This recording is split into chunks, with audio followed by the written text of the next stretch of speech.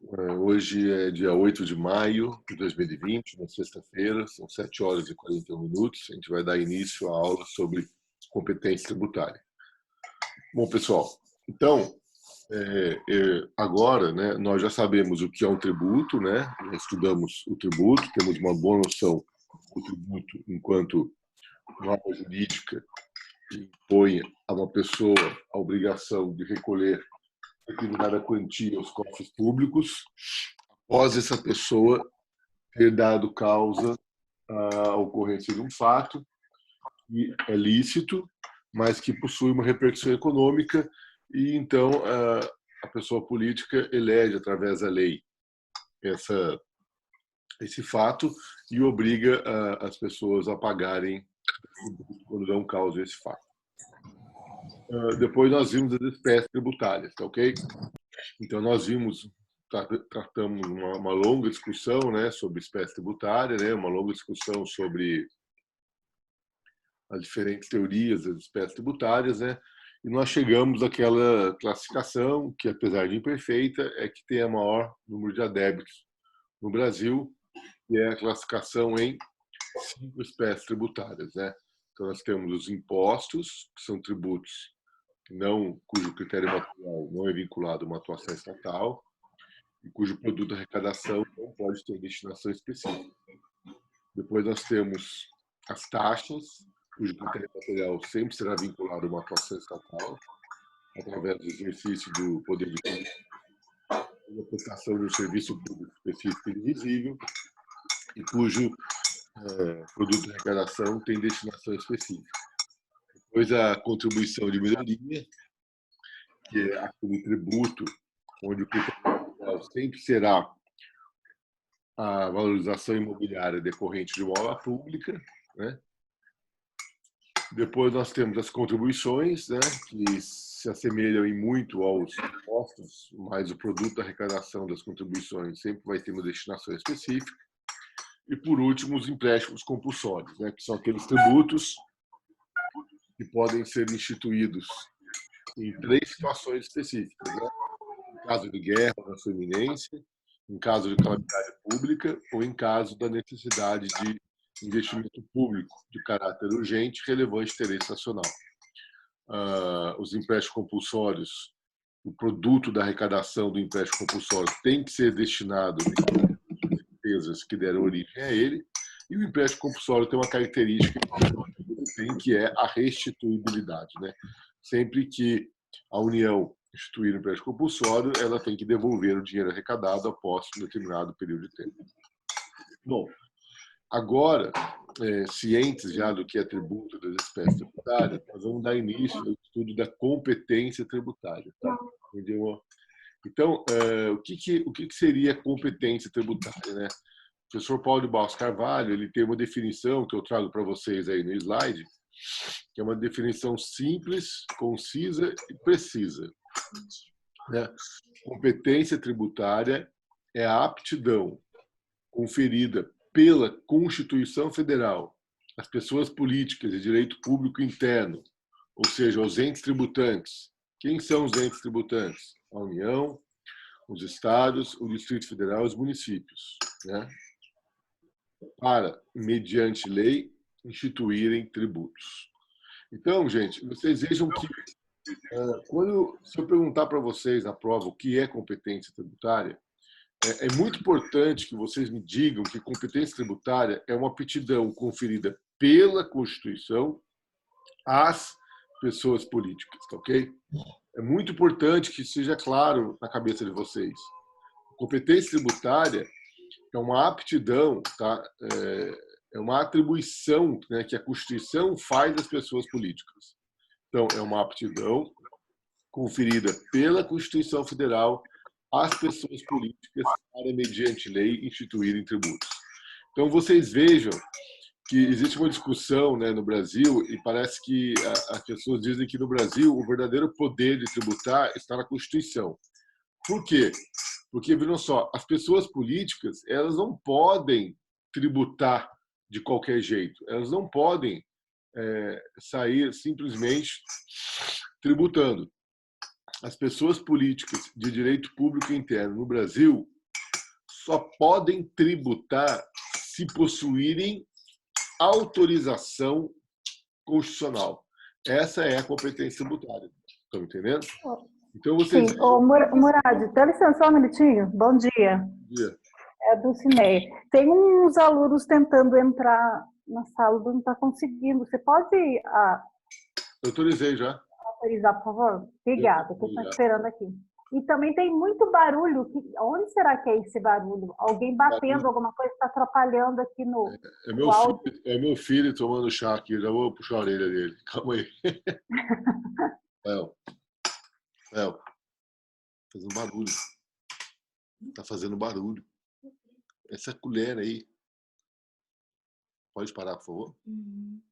É que ele tá com fone de ouvido, então aí ele não tem noção do barulho que está fazendo. Bom, mas então, retomando aqui o raciocínio, tá? A competência tributária, então, gente, olha aqui o cursor aqui, ó. Competência tributária é a aptidão conferida pela Constituição Federal às pessoas políticas para, mediante lei, instituírem tributos. Ou seja, as pessoas políticas, os entes tributantes no Brasil, eles não podem criar tributos do nada. Eles não podem simplesmente falar, eu estou precisando de dinheiro, vou criar um tributo para arrecadar. Não pode. Por quê? Porque eles só podem instituir tributos se eles tiverem autorização constitucional, se eles tiverem a competência tributária, tá ok? Como já falei para vocês em aulas passadas, né, não há tributo nesse país que não seja constitucionalmente previsto. Existe uma possibilidade, tá? Nós vamos ver um pouco para frente, e somente a União ela pode criar um tributo sem previsão constitucional, tá ok? Mas, a rigor, todos os tributos no Brasil são previstos constitucionalmente. Então, o estudo da competência tributária ele é muito importante, tá? Porque você vai estudar o quê? Essa aptidão que a Constituição Federal confere às pessoas políticas para instituírem tributos mediante lei. Então, vamos imaginar agora, os municípios, diante dessa pandemia, os municípios estão precisando de dinheiro. Né? Os municípios falam assim, vou instituir um empréstimo compulsório. Opa, será que o município possui competência tributária para instituir empréstimo compulsório? Precisa ser respondida essa pergunta. Se ele não possuir competência tributária, é vedado a ele instituir o empréstimo compulsório. Estamos entendendo? Ou seja, as pessoas políticas, os entes tributantes no Brasil só podem instituir tributos se tiverem esse permissivo constitucional, que nós denominamos de competência tributária. Tá ok?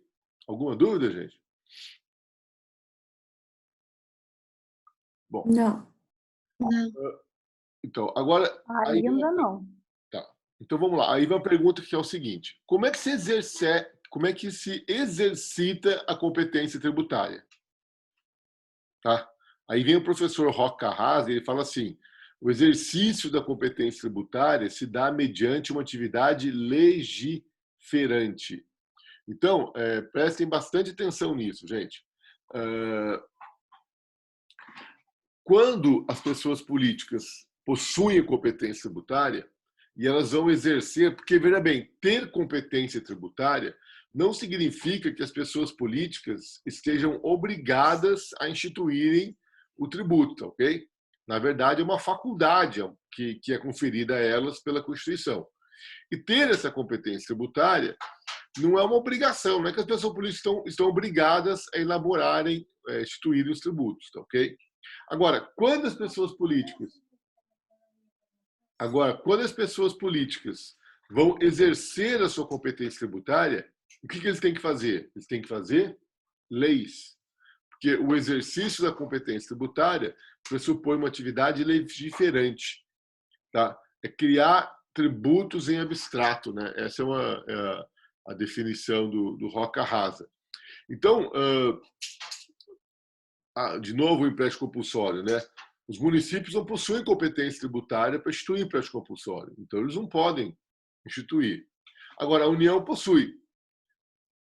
Mas isso não quer dizer que a União seja obrigada a instituir empréstimo compulsório, quer dizer que ela tem o direito de instituir empréstimo compulsório. Ela vai instituir se for desejo da União. E aí, quando for desejo da União e ela quiser instituir empréstimo compulsório, como é que a União vai fazer para exercer essa competência tributária? Ela vai legislar e vai criar a regra matriz do empréstimo compulsório. Estão entendendo?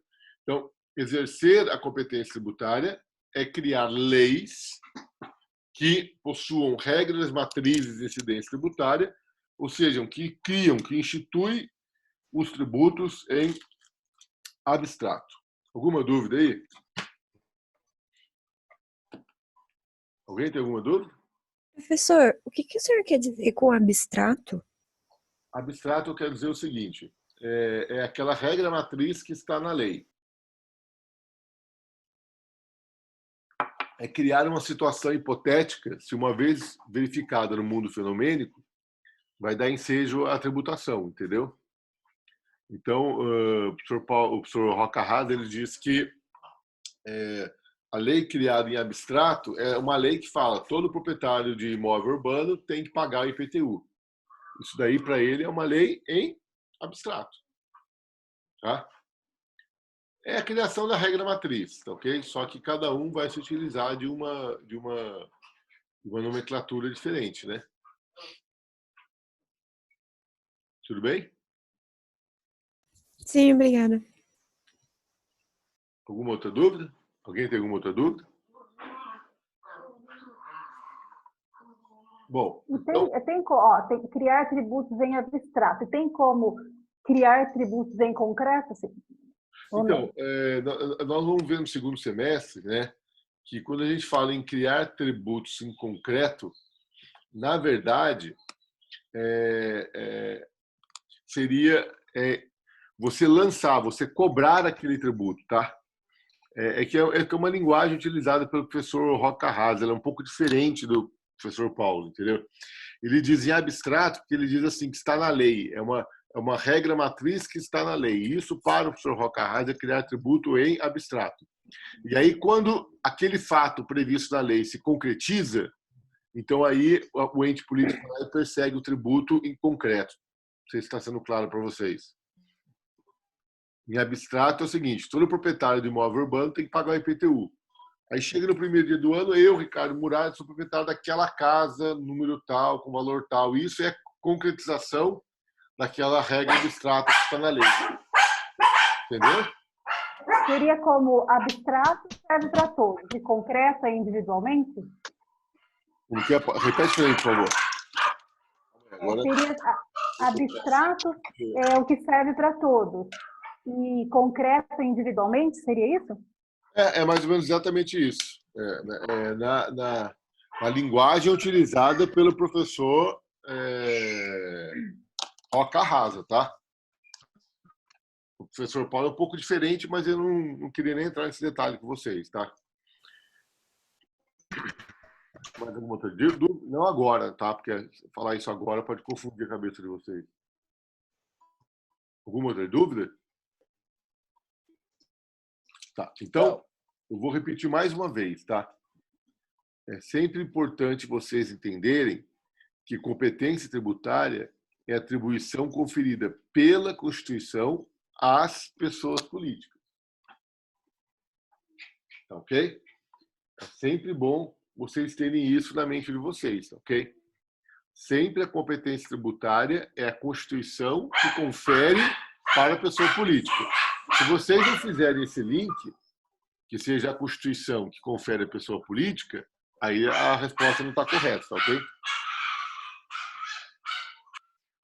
O cachorro aqui que está no...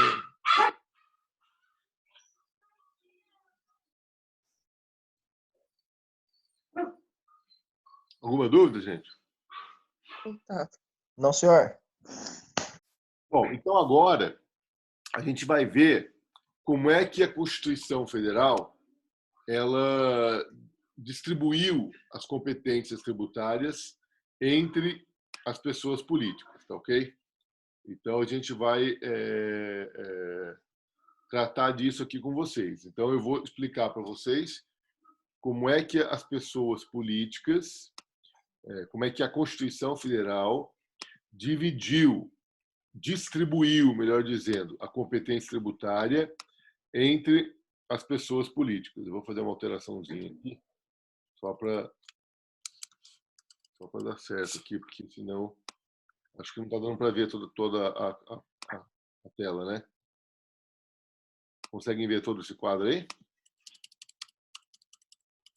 Pronto, agora ficou melhor. Só o cantinho que não. Qual cantinho? Cantinho direito, esquerdo. Melhorou? Melhorou. Obrigada. Agora? Tá. Então, gente, ó, primeiro, por isso que eu preciso que vocês entendam quais são as espécies tributárias para depois eu dar competência tributária. Que agora eu vou falar cada espécie tributária e vou mostrar para vocês como é que a Constituição Federal distribuiu as competências tributárias entre as pessoas políticas por tributos, tá ok? E eu vou começar com os impostos.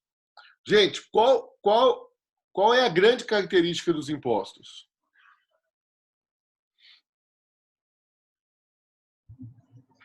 Os impostos são vinculados? Quem que ajuda ela? A materialidade do tributo não está vinculada a uma atuação estatal. O que mais alto, Maria? A materialidade do tributo não está vinculada a uma atuação estatal? Exatamente, parabéns, é isso. Os tributos, os impostos são tributos não vinculados. O que isso quer dizer? Isso quer dizer que a materialidade dos tributos sempre será um fato da vida que não guarda relação com uma atuação estatal. Ok? Então, oferir renda, prestar serviço, ser proprietário de imóvel, receber uma herança, tá ok? Fazer um contrato de câmbio. Então, observem que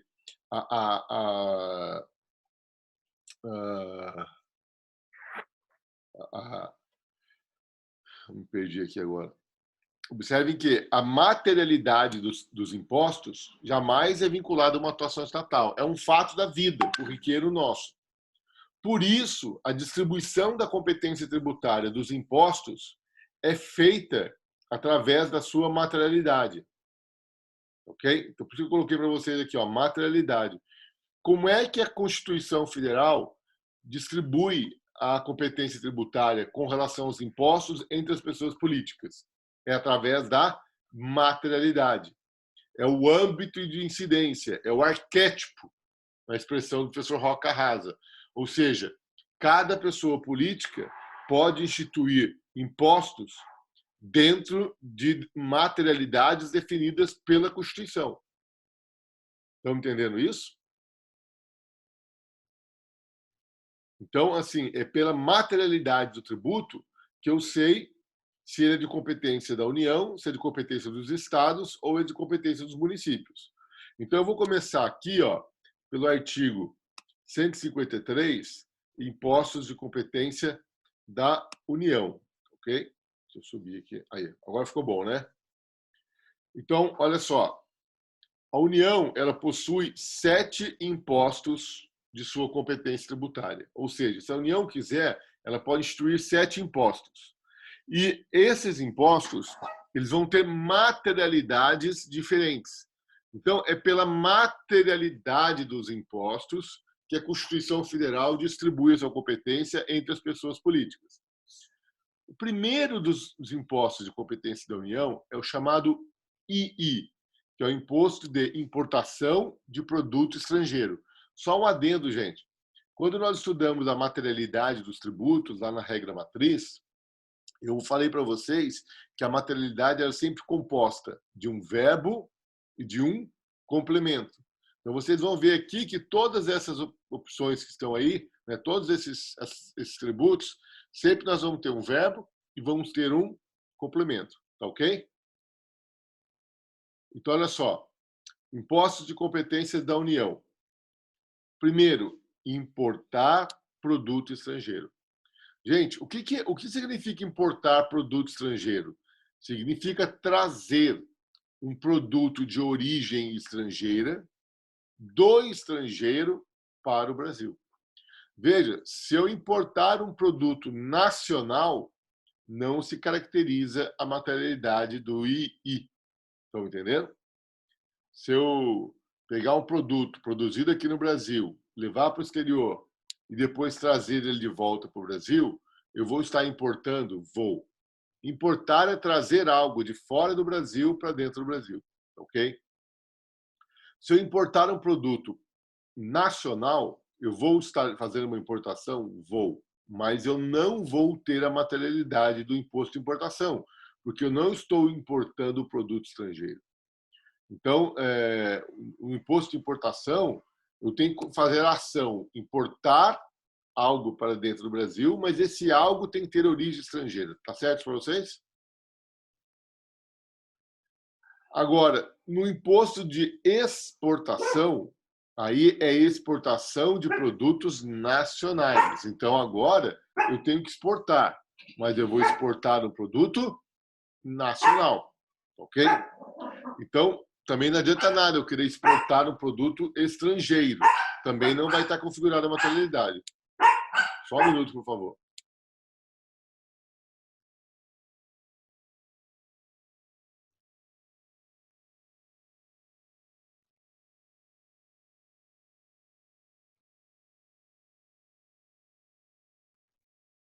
Ok? Então, no imposto de exportação é o contrário. Eu vou exportar um produto nacional. Ok? Imposto de importação e imposto de exportação são chamados tributos aduaneiros. Tá?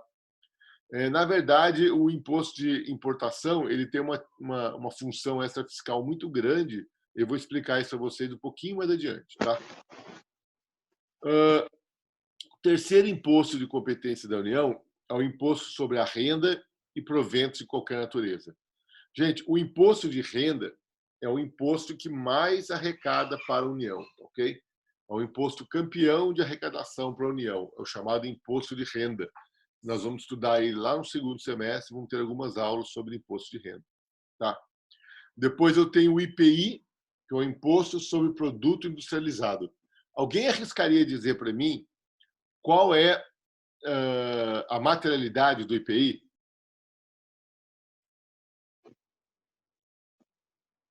Alguém arrisca aí? Comprar um produto industrializado? Quem que ajuda, Natália?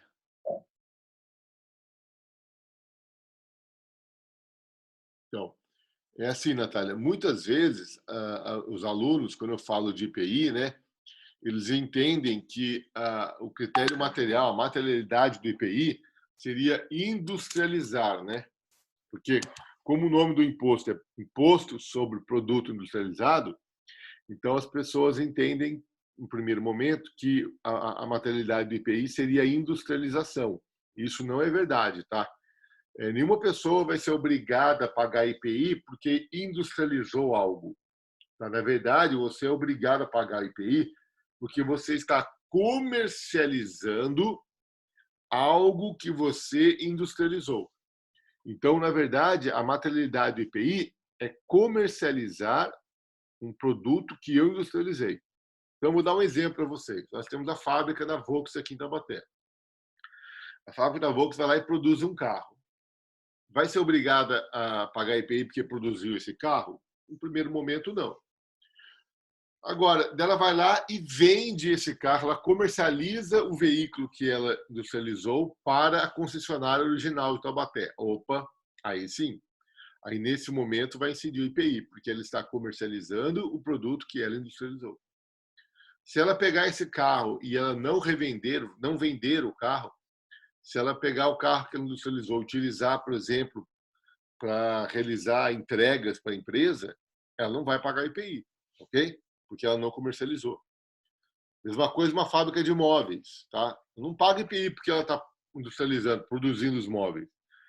Ela paga o IPI porque ela está comercializando os móveis que ela industrializou. Tá claro isso para vocês? Sim. Depois, nós temos o IOF. Tá? O IOF é o Imposto sobre Operações Financeiras. Na verdade, esse IOF aí, ele possui 4 diferentes materialidades, ok?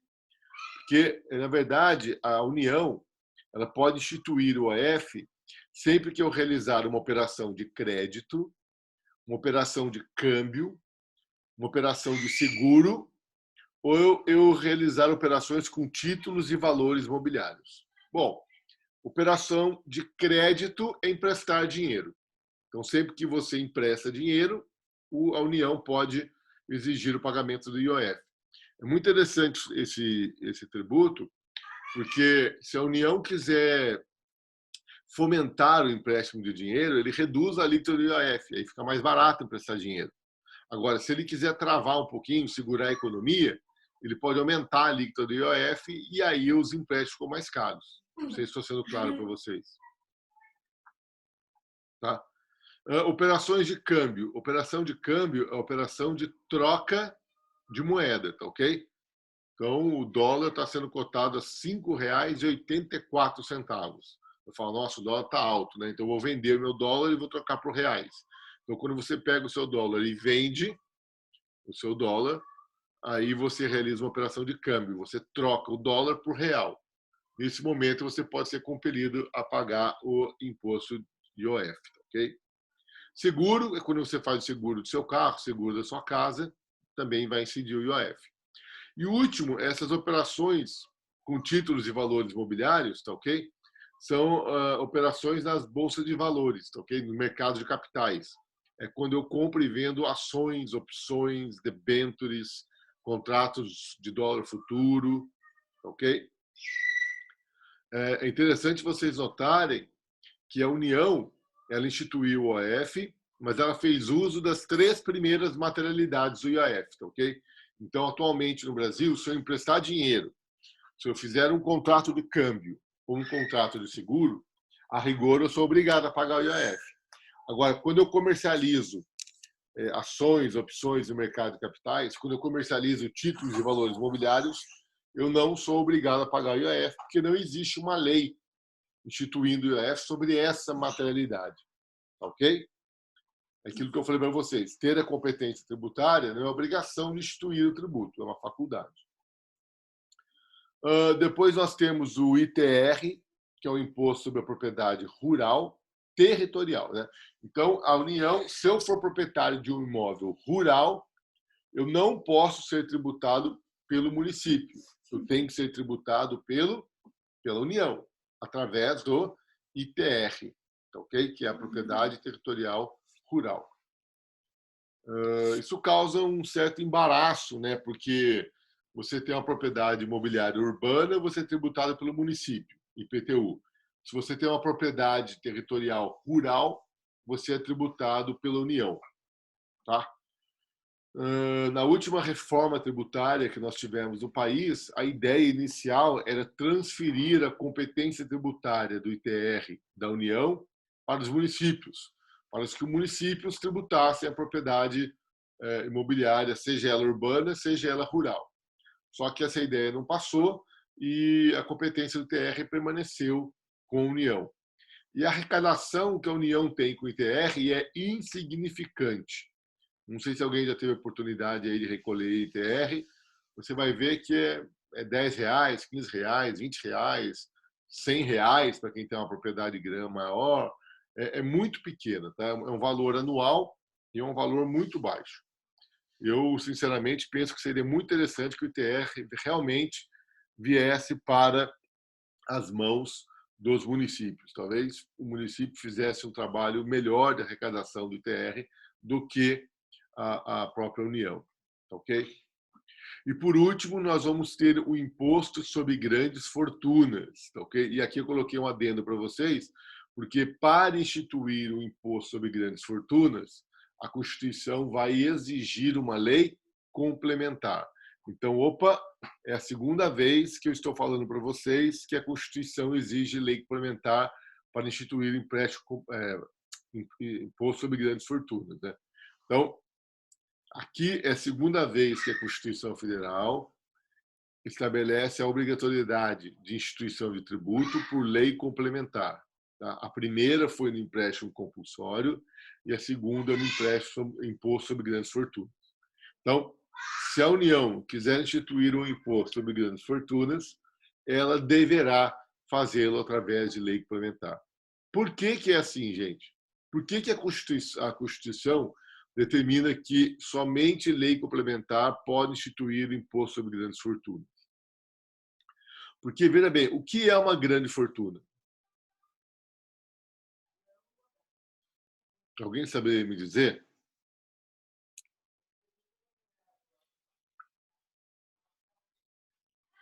Tá? Não é... Pessoas que têm muitos bens, têm muito... Não sei.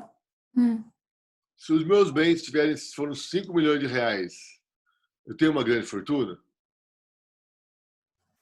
Acho que é relativo, professor, mas acho que 5 milhões não acho que não deve se encaixar em grande fortuna da União.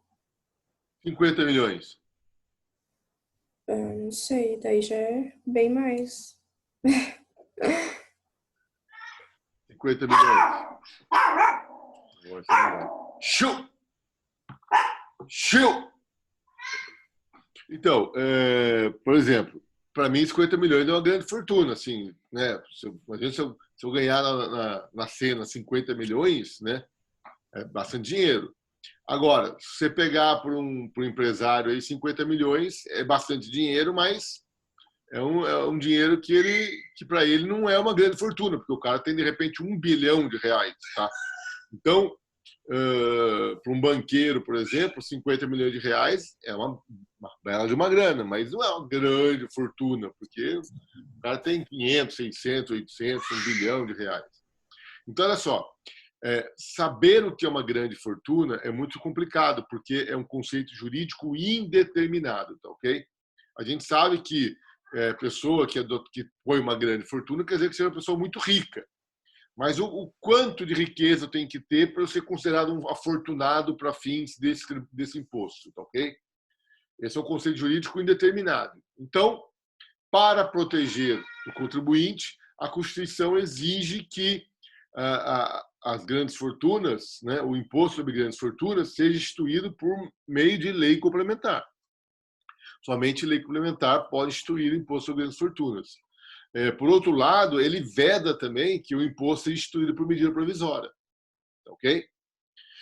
Então, é uma garantia a mais para o contribuinte de que ele não vai ser surpreendido com o imposto sobre grandes fortunas. Tem muita crítica sobre o imposto sobre grandes fortunas. É assim, o pessoal do lado da esquerda vai dizer que é absurdo, o país não tem imposto sobre grandes fortunas, tem que tributar os grandes afortunados. Ok? Apesar de nesses 15 anos que eles ficaram, sei lá quantos anos ficaram no poder aí, eles não trabalharam para instituir esse tributo. Outros dizem que o imposto sobre grandes fortunas é perigoso porque ele afasta as pessoas ricas do país. Isso poderia acabar gerando uma fuga de capitais do Brasil, ok? É um imposto bastante controvertido, mas ele ainda não foi instituído. A União não exercitou a sua competência tributária e não criou uma lei instituindo imposto sobre grandes fortunas. Se eu perguntar para vocês, existe um imposto sobre grandes fortunas no Brasil? Qual seria a resposta? Que existe, mas que a União não cobra ou não, que não existe? Perfeito. Existe a previsão constitucional do tributo, né? Existe o arquétipo do tributo na Constituição. Nós sabemos que a competência foi outorgada à União, mas efetivamente ainda não existe o imposto sobre grandes fortunas. Por quê? Porque a União não exercitou sua competência tributária. Estão entendendo a diferença entre eu ter a competência e eu instituir, exercitar a competência? Sim. Isso é muito importante, tá, gente? Por isso que eu trouxe aquela fala do Roca Hard, porque eu acho que é bastante feliz nisso, né? Eu exercito a minha competência tributária quando eu legislo e crio a regra matriz do tributo. Antes disso, é mera possibilidade, é mera faculdade. Dúvidas? Por enquanto, não. Tá bom. Então, eu vou encerrar aqui, que falta menos de 1 minuto, e já chamo vocês de novo, tá ok? Tranquilo.